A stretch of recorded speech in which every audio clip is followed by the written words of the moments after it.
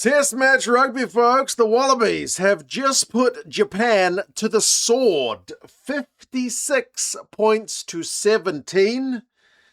After last week's three-pointer, I don't think many saw that coming. What an absolute second-half performance from the Wallabies. And all their try scorers are their forwards. 8 tries, was it? 1, 2, 3, 4, 5, 6, 7, 8. 8 tries. Not a back to be seen from the Wallabies. The front rowers. Hooker. Prop. Hooker. Goodness gracious me. Great work at the breakdown. Japan struggled with the high balls. When they got their quick ruck speed going, the Aussies were really hard to live with. It was a close run thing at half-time. 21 points to 17. If you're an Aussie fan, it must be really pleasing to see your team get on the front foot and then continue to just punish. I feel like you guys are prone to easing off a little bit or leaving the door open a wee bit, a bit more drama. Nope. Ruthless. Ruthless from the Wallabies. Big scrum, high balls, great turnover work. Japan missed way too many tackles. And I don't mean to just only talk about the forwards. The backs busted heaps of tackles. Tom Wright, Isaac Henry, goodness me. Crazy stuff from the Wallabies. We'll go through some of the key events and the stats, and you guys can let us know your thoughts. The Aussie defense, I felt like, was put under a decent amount of pressure early, especially the first half, man.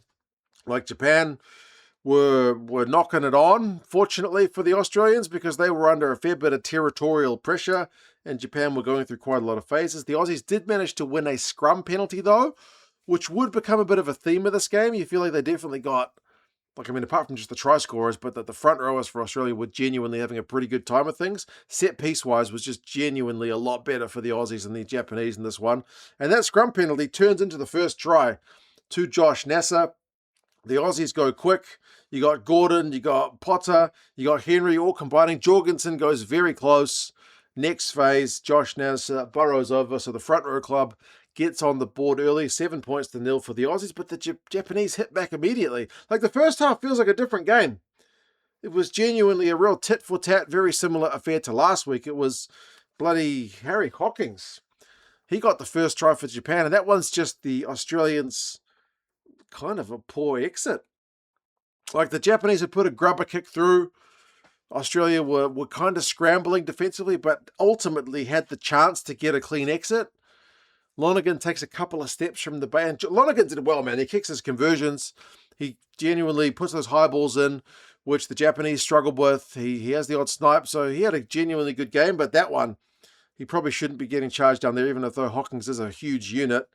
Charged down, and Hawkins is able to just dot it down for the try. Miss conversion for Japan, but 7 points to 5. That's back to being game on. Australia had a decent period of pressure. Started with winning a Japanese lineout, and the Japanese lineout was not very good today. Australia did very well at disrupting the Japanese lineout. So a bit of territorial pressure, a lineout play. Isaac Henry had a big carry. He was very involved. Quick ruck speed. Lucas Salakaia-Loto, Wilson with some big carries. And then who finishes it off? Another front rower. Taniela Tupou, what a very hard man to bring down from close range. He gets his first of 2, 14 points to 5. Tizano got his first of 3 turnovers when he shuts down a Japanese attacking play not too long later. They're making a few good defensive plays, like Tom Wright with a kind of key defensive tackle covering as well.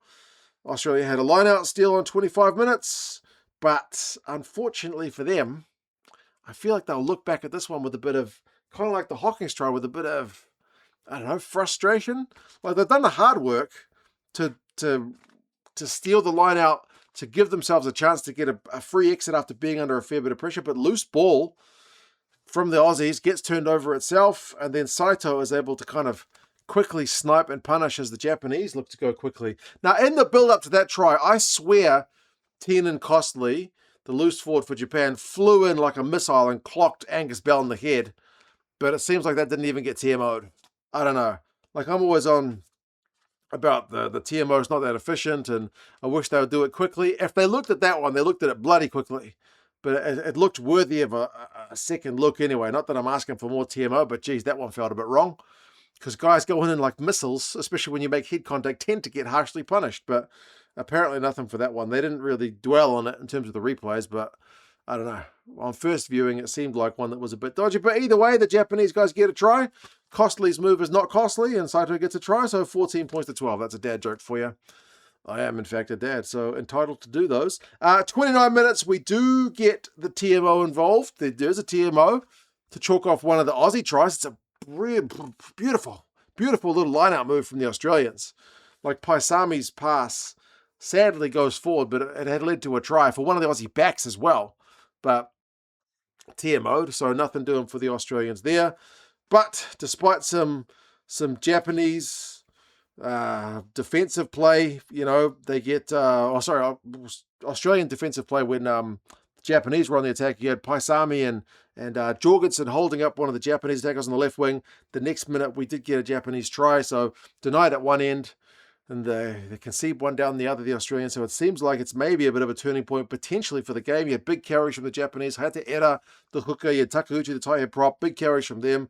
Saito out to Riley. Again, a minute after they've been held up. Try time for Japan. They take the lead 17 points to 14. 33 minutes on the board, but that's the final scoring for Japan. They will go through a whole half and then some with no points on the board. But they're looking good at that moment. Looking really, really good. Australia did retake the lead before halftime. Japan had conceded a penalty, 5-meter line out. Maul was not really going anywhere. But, close range carries. Tupou, again, hard man to stop. So 21-17. It's a proper arm wrestle game at halftime, man. That's a game. That's a game. 3 tries apiece at halftime. Really, really happy stuff. Like the position's pretty much even. 49-51 to the Japanese. Territory's 58-42 to the Japanese. Line breaks is 2 apiece. Interestingly, the Aussies have busted 20 tackles to 10. And that's something which would really blow out in the second. And the Japanese line-out has not been looking very good. Scrum's been under a bit of pressure. Aussies have just dropped a little bit too much ball. If they can hold on to the pill, you feel like good things are going to happen. And sure enough, good things do happen. The second half is an absolute rout. Like, Australia were looking dangerous. Jorgensen and Wright both looking really dangerous. But for some Japanese desperation defending, they probably score. And they really started to get some pay from those high balls. The Japanese really struggled at times with the high balls the Aussies were putting through. That did lead to a try. This was the one that Bell got, even though he'd been clocked in that first half. He managed to get one. DeLutis, the 1000th Wallaby, had come on not long before that, and he kind of has a hand in pushing Angus Bell over the try line. But again, it goes back to a high ball being won by the Aussies. It goes to an advantage line out. And then like Carter Gordon with a big direct carry, the Aussie forwards, and then finished off by Angus Bell. So another prop on the board, 28 points to 17, gets a little bit more comfortable. And then you're thinking probably it's a long way back for Japan when the 1000th Wallaby on his debut, one of his first touches, gets a try. What a debut for Massimo DeLutis. There's really big potential about this guy. There's a lot of excitement about him. I mentioned in the preview, they reckon he can out bench press Taniela Tupou, so what a unit of a guy. As I said, a try on debut for him. Gordon with the line break again going close. Saito with a desperation tackle, but Williams with the kind of little pop ball to DeLutis goes over. So 35 points to 17. That pretty much seems like game over. Japan, they throw the kitchen sink at it. What do you get? You get Tizano with a turnover. You get BPA with a turnover. That's Pangamosa. You get, I think, McCright who comes on with a turnover. They just can't break the Aussie turnovers, man. Australia are really good. They got good sevens, but not just the sevens. They were really, really cracking at the breakdown. Then you get the kind of icing on the cake stuff for the Aussies. Big scrum sees Charlie Cale go over from number 8. 42 points to 17. You got McRae and Tizano on the field at that time with Wilson up in the second row. And then you get like more contest in the air being won by the Aussies. Quick ball. Wilson goes over to make it 49-17. And then they bring up 50 when Pangamosa gets another front row club try to bring up 50, close range, 56-17. It finishes a rout. Like I said, it's great for Aussie rugby to see you guys just being ruthless and dominating up front. It's one thing I mentioned in the preview that I thought the Aussies didn't do that well in Osaka last week. Like we saw the post-contact meters all going more like Japan's way. This week, post-contact meters 398 to 228. So close to 400 to a team which just beat 200. So really night and day difference from the Aussie pack this week. Plus the line out was 100%. whereas the Japanese lineup finish was, what, 5 from 8, so poor from them. The scrum was on top. The backs also got to the action. I mean, Tom Wright, 7 defenders beaten. Isaac Henry, 6 defenders beaten. Jorgensen had 5, so the backs were getting involved. They just weren't finishing the moves. Line breaks finishes 10-3. Defenders beaten 51-14. That is massive. Like, Dylan Riley's a good player, but missed 8 tackles. Warner Durns was one of the top tacklers for Japan, but also missed 6. Ben Gunter had 17, but yeah, man. Pretty crazy game for the Aussies. They had heaps of possession in the second half. Cesano, 3 turnovers, 1, like I mentioned, and then he had other weird ones, like Taniela too. I put in a kick at one point, but it went back for a knock on anyway. But he was putting a little kick through, and he had like Tate McDermott desperation tackle. So some really good stuff for the Wallabies. Some very encouraging signs. There's 3 wins on the bounce. Les Kiss's first 2 and Joe Schmidt's last 1. So 3 wins in a row. And Eddie back to the drawing board for Japan with this big loss. But yeah, you guys let us know your thoughts from the game in Townsville. Subscribe to the channel if you haven't done so already. If you want Wallabies gear, there's always a link down to the Wallabies shop. Well, not always, but often, which is an official merchandiser for all the Wallabies gear and then affiliate of this channel. So if you want some Wallabies gear, it's the place to get it. Use that link. Tell them 2 cents sent you. But you guys take care, and yeah, I'll talk to you guys again soon. See you later.